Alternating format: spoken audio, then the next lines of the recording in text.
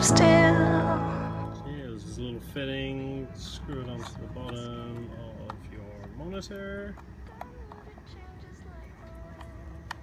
I can't believe that's 3 days. Screws in there.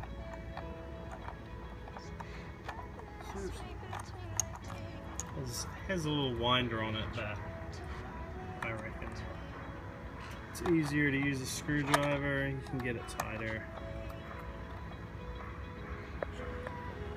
Crank it down. Ugh.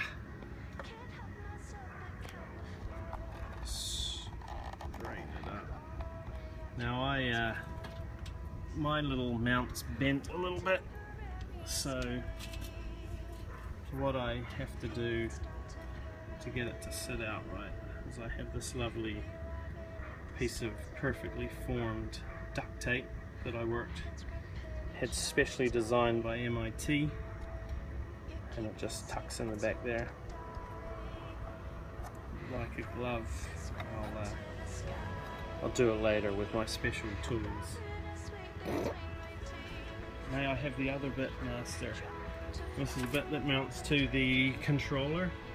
It's got these two little nubs, if that's what you want to call them, and they go into the screw holes on the back here, just to kind of clip in.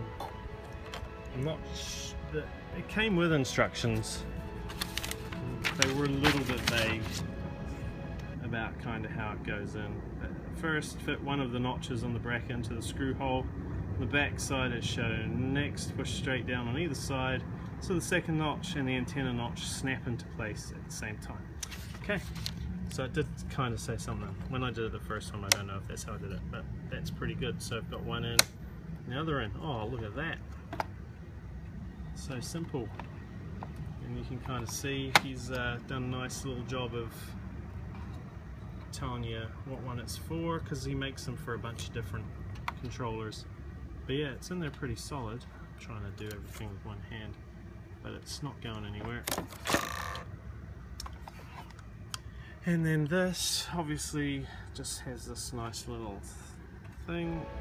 I don't know if the light's any good in there, but it just slides on. And voila, it's in. Good as. Very nifty. I think it was 32 bucks on eBay, which 3D printed. I would say he's printed it at 100% fill. Ultra fine, it looks like it's fine. Not quite the best. It's not level. I don't know if that's deliberate or not, but I'm sure it'll be fine. And I'm positive that if it broke and you could kind of tell it was because it didn't quite 3D print properly, I'm almost positive he'd sort you out with a new one. He's on a few of the forums and comes across as a guy who'd stand behind his product, which I think is pretty cool, because now it's just slide on, slide off for easy transportation, way better than the whole kind of setup that I had that mounted to this. It was a pain in the butt getting it off, everything. By the way, super cheap monitor, but super good. I think I got it off Amazon Prime for like 22 bucks on some special, and it's great. Doesn't blue screen if I've got the minimum OSD, so it's constantly getting a signal, so it doesn't blue screen. It's good. I highly rate it for the money, and then obviously my receiver and stuff. But yeah, cool. Cheery. See you, bye.